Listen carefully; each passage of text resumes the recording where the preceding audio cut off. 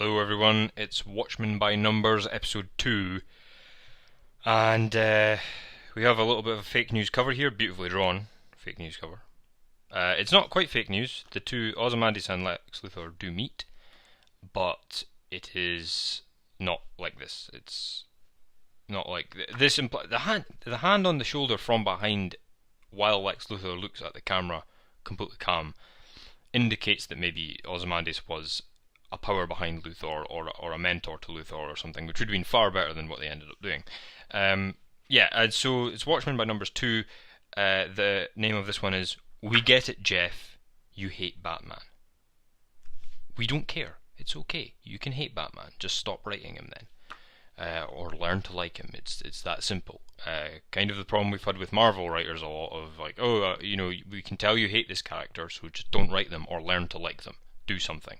So Jeff Johns hates Batman, as we saw in Earth 1, and he admitted in Earth 1, and we're being told that again repeatedly.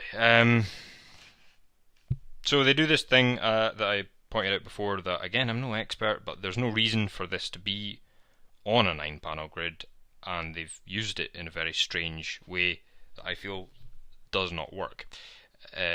What you would usually do is you would have, the past, the present, the past, or vice versa. What they've done is present, past, present. It becomes extremely confusing and doesn't allow the scene to flow, in my opinion. It took a couple of pages, a couple of reads over to realise what was going on with it. This is kind of a good example of why I don't like this comic. Sorry, I'm going to try and be fair to this. I'll tell you when they do something cool that just didn't hit it for me, and I will tell you when they do something I just plain don't like, so that you can you can make up your own damn mind, because I'm not here to tell you what I think. But this thing, clever. They don't make this anymore. She's talking about they don't make nostalgia anymore. She's talking about the perfume, but she's also talking about the sort of the bygone golden age of superheroes that just doesn't exist anymore. And that was clever, but they spent too long on it, and the effect was lost, in my opinion. This is, again, Gary Frank's artwork in this is tremendous, but they don't let it be Gary Frank art, because, again, this feels like he's trying to do Dave Gibbons' camera angles, which do not suit his art style. Now, it could be wrong, I've not read enough Gary Frank, so maybe he uses angles like this all the time, in which case he needs to use more dynamic angles, but it doesn't show off his art style very well, in my opinion, and it took me a while to really appreciate how good at drawing he is, having to go back a few times. The colouring in this one is a lot better, it's not quite as dull, and then they do the thing of, I think Johns is really the main problem with this. They have Alan Moore did the thing of two people would be talking about a subject, and then metaphorically they'd be talking about something, and then they would show it literally, or vice versa, in the panel. So it would be that sort of contrast, that, I hate this word, it's overused, but juxtaposition. So what they do is they see the world through a warped lens, so they show a warped lens. I have nothing to hide, Rorschach. People surrendering and showing that they are not carrying any weapon. We get it. It's not impressive. These two villains are really uninteresting. The only way that they will be interesting is if we find out that they are an alternate Earth version of Joker and Harley, because that would indeed make a lot of sense. The robbery they're about to commit, you see they look pretty boring. The dynamic is very similar to Joker and Harley, but it has its differences. They've obviously got the clown gimmick, but they're not clowns exactly, but they're basically clowns. Again, this is a bank where it's the premise of Nemesis by Mark Millar. You can go and buy a supervillain identity that's pre-made for you. So that's been done. The bank holds all the data and the money, and this woman is the secretary. So this guy, he's pretty tough. He's able to get through the glass. That's a nice little sort of nod to his mime gimmick. I thought that was kind of cool. And then he's holding a gun to the woman's head, but it's obviously not real because he mimes his weapons. But this is clever. His wife finds a picture of her son, the woman's son, on the desk and holds it up as a threat. So he doesn't need to be holding a literal gun because he's holding a metaphorical one. I liked that. That was clever. And they didn't overdo it. And then she has her pick out the guy that can open the bank vault. I think they've spent 6 pages on this so far, though. And so if they've not hooked me with this character, they had a whole... So 1, 2, 3, 4, 5, 6, 7, 8 pages, and then they reveal Dr. Manhattan. And of course, you know, they have him enter in the standard Dr. Manhattan. Wow, it's Dr. Manhattan! You know, like it's a beautiful drawing, might I add. But again, they're just copying panels. It's kind of got that fan fiction feel to it. And then the mime guy is a way to attack Manhattan. Manhattan's a way to zap him. She says, "You'll have to kill us both," and he kind of detects that they are genuinely in love in their own sick way. And then he's listening to her heart, I think, and then I think she's maybe carrying a picture of her child on her person, or he has maybe, because he sees time differently, he's maybe been shown this at one point or another and is remembering. I don't know. But anyway, it could just be simple that he's looking at her boobs. It could be that simple. So it's like he's gone, those are a fine pair of boobs. I shall spare you. But anyway, no, really he's sparing her because of her love for her son and her husband. Oh, wait, shit, no. Oh, what a fucking dick I am. Look, he's focused on this bit, and he must be able to know she's pregnant before she knows. So that's where it gets kind of clever. Is Ozymandias wants, you're like, why is Ozymandias tagging these bad guys along? Well, it's because they will remind John of a moment where he showed mercy and compassion, which is something he's not done in a while.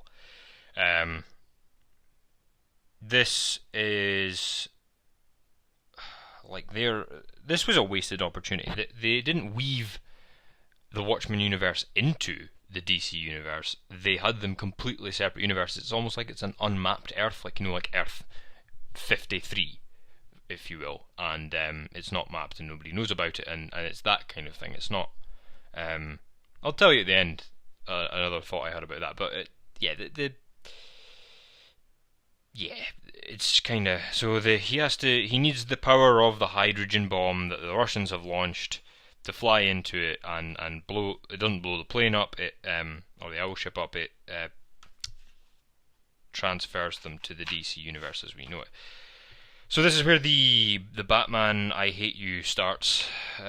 He's making Bruce Wayne, because they wanted to show people taking Rorschach tests as much as humanly possible. He makes Bruce Wayne take a Rorschach test. I think it's Lucius Fox making him do it, who is not a psychiatrist, so I don't understand that. And they are saying that Bruce Wayne has to take these tests because the Wayne board thinks that he might be crazy. Doesn't really work like that. If you're making a lot of money and you're a good businessman, the board will keep you on.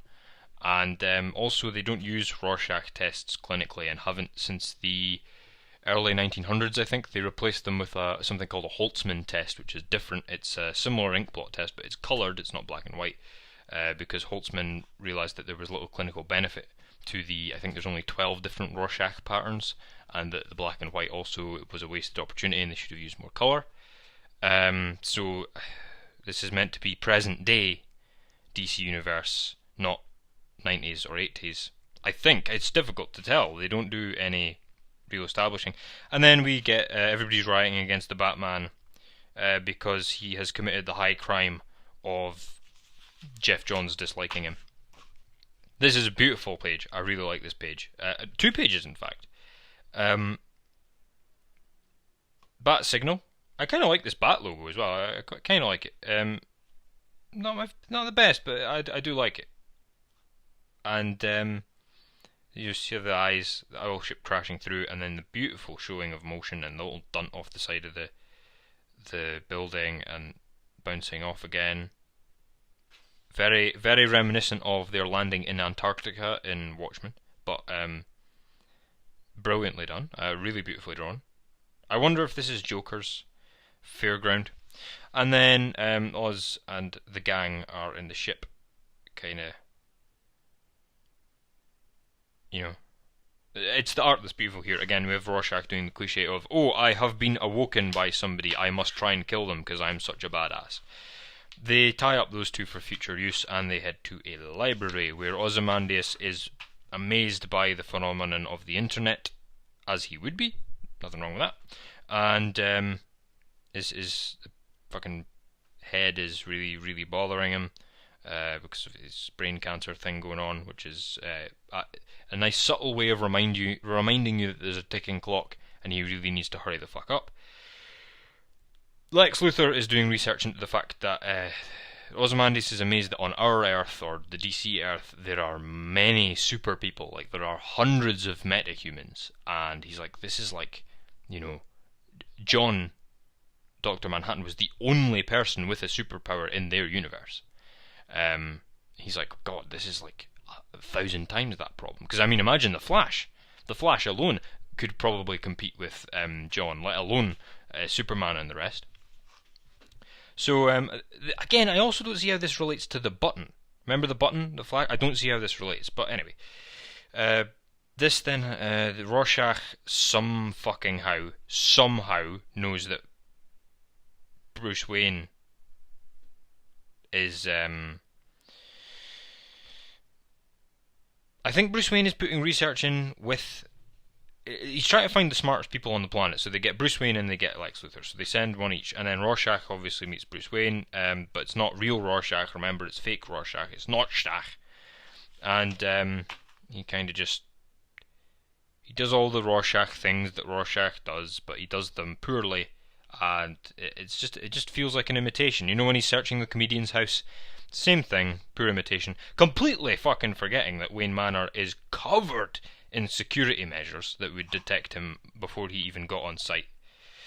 So Batman is out fighting, I think, the Mad Hatter, and then they both return to the Batcave at the same time.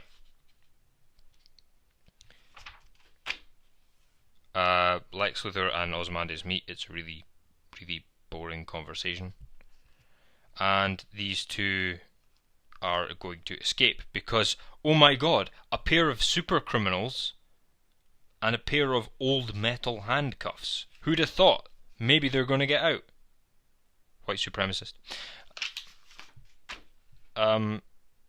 Yeah, I don't know whether to put in this reveal. It's not much of a reveal. It's pretty, again, like I say, it's all by the numbers. So he's just explaining to Lex Luthor what he did on his Earth. We've read Watchmen.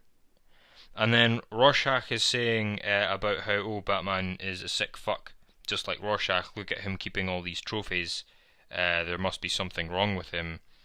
He enjoys this. It's like, no, that's not why Batman keeps the so-called trophies.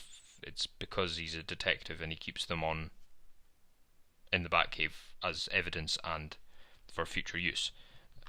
So you've missed the point there, Jeff, as fucking usual, but let's not let anything get in the way of your disdain for Batman, eh? The comedian arrives. The only bit I actually kind of liked of this, which was he kind of comes in and says, I was drunk and confused last time we met, Adrian. I'm going to kill you this time. I hope he does. And then Rorschach, look, his face, it's the same, and Bruce was getting a Rorschach test earlier that day, isn't that crazy? You ate my breakfast. Doesn't seem like a very Batman-y thing to say. Also, the Batman-y thing to do in this situation would be, he's unconscious. And then he's like, yeah, I did. Because that's what you say. Isn't that just brilliant dialogue? And then, oh yeah, they escaped. Didn't see that one fucking coming. Look at that set of handcuffs. I can buy them down the road in Tesco. And then we do this thing of, Alan Moore did song lyrics at the end of Watchmen, so I have to do it too. Fucking piece of shit.